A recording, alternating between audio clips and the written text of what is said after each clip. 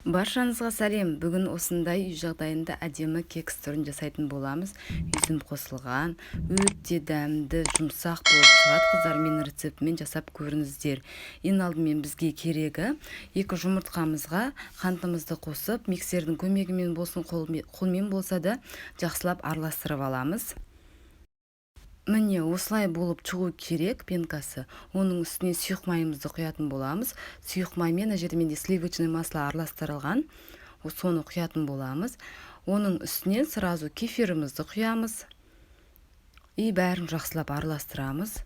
Ұнымызды бөліп құйсаңыздар болады. Ұнымыздың бетіне разрыхительді сеуіп аламыз, қыздар.